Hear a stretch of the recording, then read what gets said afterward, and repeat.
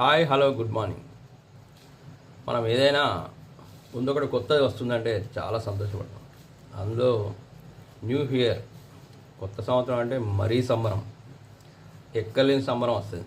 పాతదాన్ని వీడనాడి కొత్త దానిలో అడుగు పెట్టబోతాం.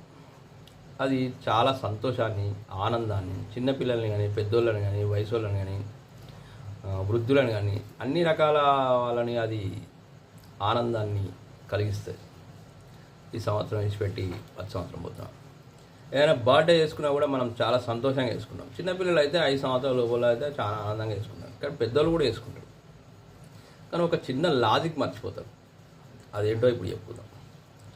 ఏమిటా లాజిక్ అంటే, ఎవరైనా ఒక సంవత్సరాన్ని విడిచి ఇంకొక సంవత్సరానికి పోతుందంటే అతని జీవితకాలంలో 1 సంవత్సర ఆయుష్ పూర్తయింది అన్నట్టు. అంటే ఫర్ ఎగ్జాంపుల్ 70 సంవత్సరాలు ఒక మనిషి బతికిన అనుకోండి, అంటే ఆయన స్టార్టెడ్ ఒక 55 సంవత్సరాలు అనుకోండి.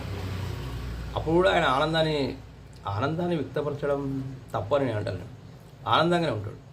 కానీ ఆ స్టేజ్ నుండి నెక్స్ట్ స్టేజ్కి పోవడానికి, అంటే ఒక స్టెప్ ముందుకు ఏంటంటే 55 నుండి 56 వెళ్ళినట్టు. అంటే ఇంకొక 15 సంవత్సరాలులో ఆయన ఆయుష్ తీరే ఆయుష్ అది కాస్త 14 సంవత్సరాలు అవుతుంది. అంటే మరణానికి 1 అడుగు ముందుకు పోతున్నాం అన్నట్టు.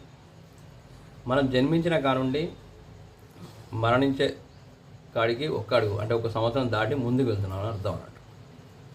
అంటే ఏ మనిషి అయినా, ఈ భూమి మీద పుట్టిన ఏ ప్రాణి అయినా ఈరోజు సంతోషంగా గడిపిందంటే రేపు వచ్చేది మనకంటే ఈ రోజుకి ఆయుష్ పూర్తయి నెక్స్ట్ ఇయర్కి మనం ముందుకెళ్తున్నామని తెలుస్తుంది. అయితే నేను చెప్పేది ఏమిటంటే, ఎవరైనా మంచిదే. ఈ సంవత్సరం నుండి నెక్స్ట్ సంవత్సరానికి పోవాలనే ఆలోచన వచ్చిందని పోదాం కదా మనం. ఆ పోతున్న సమయంలో ఏం చేయాలంటే, ప్రతి సంవత్సరం, ఈ సంవత్సరం అయిపోయింది అనుకో, ఆ సంవత్సరం ఒక నీకు ఇబ్బంది కలిగించేది కానీ, నీ శరీరానికి ఇబ్బంది కలిగించేది కానీ ఏదైనా ఒక వ్యసనాన్ని వదిలేసి వెళ్ళండి. అలాగే అంటే ఫర్ ఎగ్జాంపుల్ కొంతమంది తాగడం బంద్ చేస్తారు, సిగరెట్ బంద్ చేస్తారు. ఇట్లాంటి మీకు ఏది నచ్చితే అది. కొంతమంది ఎవరితో మాట్లాడడం నేర్చుకో. కొత్త విషయాన్ని నేర్చుకోండి. ఏదైనా ఒక కొత్త విషయం, అంటే ఈ సంవత్సరం మనం కొత్తది చేయాలి, నెక్స్ట్ పాతది వదిలేయాలి, కొత్తది నేర్చుకోవాలి. ఈ విధంగా ముందుకెళ్ళండి. అంటే ఒక పాతది అంటే మన శరీరాన్ని కానీ మన మనసుని కానీ ఇబ్బంది పెట్టేదాన్ని ఒకదాన్ని వదిలేసేయండి. అది ఏదైనా సరే, అంటే ఆరోగ్యానికి ఇబ్బంది పెట్టేదో, లేకపోతే శరీరాన్ని తాగడమో, చూడడమో, ఏదో ఒకటి. మీకు ఏది అసౌకర్యం కలిగిస్తే దాన్ని వదిలేయండి. ఏదైనా కొత్త విషయం నేర్చుకోండి. అంటే రేపటి నుండి, అంటే జనవరి 1 నుండి కొత్తది ఏదైనా ఒక స్టార్ట్ చేయండి. ఒకటి వదిలేయండి, ఒకటి స్టార్ట్ చేయండి.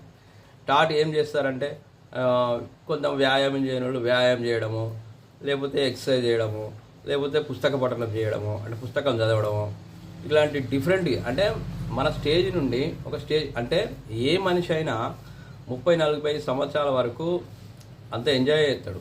తర్వాతనే ఆలోచనలు మొదలవుతాయి. ఆ ఆలోచనలతోనే శారీరక రుగ్మతలు, మానసిక రుగ్మతలు వస్తూ ఉంటాయి జనరల్గా. అందుకే ఎప్పుడు కానీ మనం ఒక సంవత్సరం నుండి 1 సంవత్సరం పోతున్నామంటే ఒక పాత వ్యసనాన్ని ముందే బంద్ చేయాలి. బంద్ చేసి కొత్త వ్యసనాన్ని నేర్చుకోవాలి. అంటే కొత్తది ఏదైనా మంచిది.